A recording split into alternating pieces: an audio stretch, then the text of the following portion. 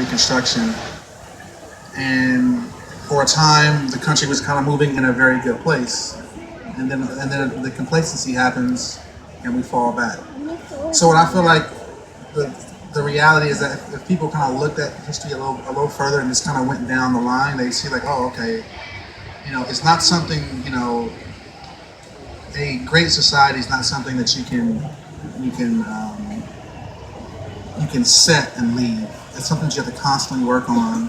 And like right now, we're in a place where we're becoming more aware and we're becoming more conscious because these atrocities are just like more in our face. But they've always been there, and like it's something we could have always been working on. We didn't have to start with Trayvon Martin or wherever Eric Gardner, wherever you started this. You didn't have to start there. We should have been as a society working on these things the whole time.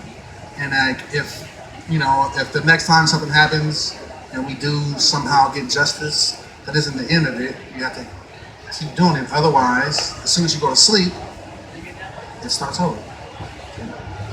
You've put together a very impressive roster of folks for this evening. Can you give the audience a sense of who's going to be up there with you and what they're going to be hearing tonight and what they should be listening out for?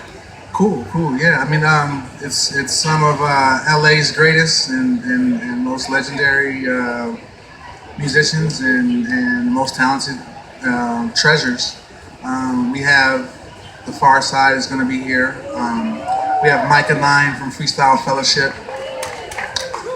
Mike Holden and Justin Sky, both great treasures from LA. We have members from the West Coast Get Down like myself and Miles Mosley and Ryan Porter and Tony Austin.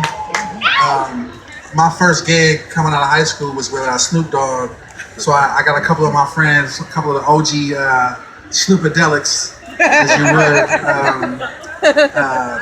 Sput, Robert C. Wright, he plays drums with a group called Snarky Puppy as well.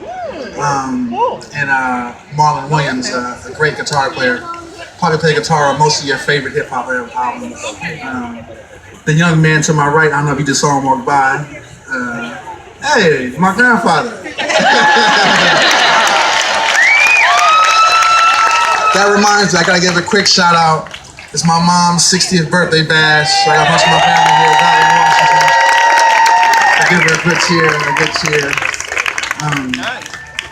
But yeah, I mean, there's some. I mean, the amount of talent that's on stage is pretty mind-boggling. I just, we were in rehearsal and like the music would just go these places and like almost outside of my control, and I was like, oh wow, okay, so I just kind of let this one go, just wind and